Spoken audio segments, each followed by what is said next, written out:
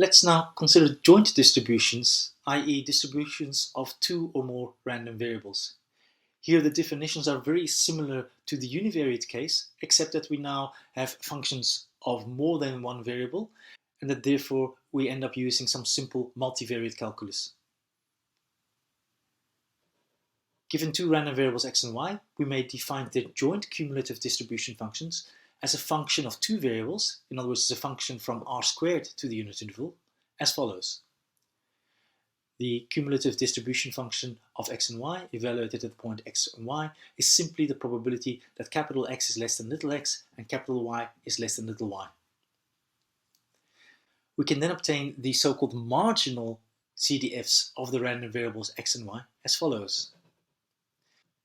The CDF of x is the probability that capital X is less than little x, which is the probability that capital X is less than little x and y is less than or equal to infinity.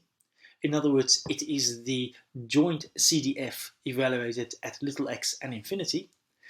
And by evaluation at infinity, we simply mean this limit here. In the same way, the marginal CDF of the random variable y, evaluated at little y, is the joint CDF evaluated at infinity and y. And again, a limit is implied by this plus infinity. We've stated the definition here for just two random variables, but of course we can generalize very easily to joint distribution functions of up to n random variables. So here we have a random vector, and the joint CDF of this random vector is defined as follows. Now, as for univariate distributions, it can be shown that the joint CDF completely determines the joint distribution of a random vector. In particular, if two random vectors have the same joint CDF, then any statement about probabilities for the one random vector is also true for the other random vector. Now, in the univariate case, we consider two types of distributions, namely discrete distributions and continuous distributions. To recall, random variables have a discrete distribution if they take values in a discrete set. In other words, you can enumerate their values. Continuous random variables, on the other hand, typically take values in an interval. If x and y are discrete random variables, then they will have a joint probability mass function, and that is defined in very much the same way as for the univariate case. In other words, the mass function of x and y evaluated at points little x and little y is simply equal to the probability that capital X is little x and capital Y is equal to little y. In that case, f will be a non-negative function. If we sum the joint PMF over all possible values of x and all possible values of y, then we will get 1. More generally, if A is a subset of R squared, then the probability that the random vector xy lies in that subset is simply the sum over all the ordered pairs of possible outcomes that lie in the set A of the probability mass function. In particular, we are able to recover the joint CDF from the joint PMF as follows. The joint CDF evaluated at x and y, by definition, is the probability that capital X is less than x, capital Y is less than y. And that will be the sum over all possible values u, which are less than x, and v, which are less than y, of the probability that x is equal to u and y is equal to v. In other words, it's the sum over the same values of the joint PMF. Moreover, given the joint PMF of x and y, we can compute the marginal PMFs of x and y respectively as follows. The PMF of capital X evaluated at little x, by definition, is equal to the probability that capital X is equal to little x. That is the probability that capital X is equal to little x and capital Y is anything. And that is the sum over all possible values of capital Y of the joint PMF, where here x is kept constant and y ranges over all the values of capital Y. The marginal PMF of capital Y is defined in the same way, but now we sum over all the possible values of capital X.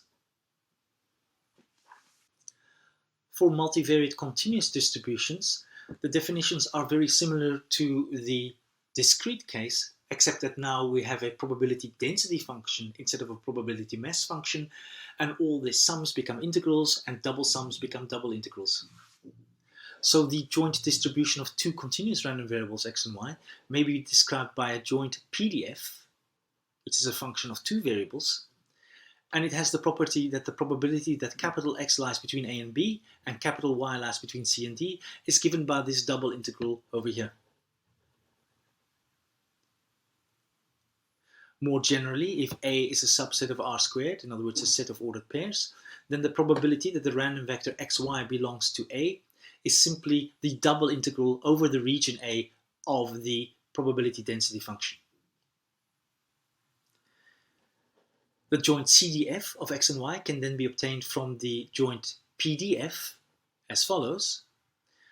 The joint CDF evaluated at little x and little y by definition is the probability that capital X lies between minus infinity and x and capital Y lies between minus infinity and y, and therefore it's given by this double integral over here. The intuition here is as follows. For small dx and dy, the product of the density function with dy and dx is approximately equal to the probability that capital X lies between x and x plus dx and capital Y lies between y and y plus dy. This becomes more and more accurate as dy and dx both approach 0. Two applications of the fundamental theorem of calculus will then yield that the joint density function can be obtained from the joint distribution function by differentiation. If you recall, one version of the fundamental theorem of calculus states that the derivative with respect to x of an integral from a constant to x of some function is simply that function evaluated at x. Hence, if we take the second partial derivative of this double integral with respect to y and x, in this case we are integrating from minus infinity to x, and the integrand is this integral over here. When we differentiate it with respect to x, therefore, we will get this integral, which is the integrand, evaluated at x. In other words, we will obtain this integral here. We must now still differentiate this with respect to y, and if we apply the fundamental theorem of calculus again, the variable of integration v becomes y.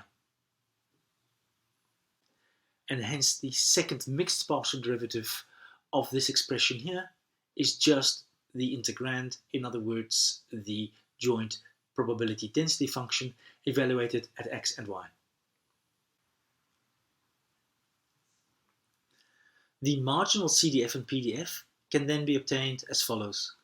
The marginal CDF of capital X evaluated at little x, again, is just the joint CDF evaluated at little x and infinity, where here a limit is implied, and the marginal PDF of capital X evaluated at little x is the integral over all possible values of y of the joint PDF.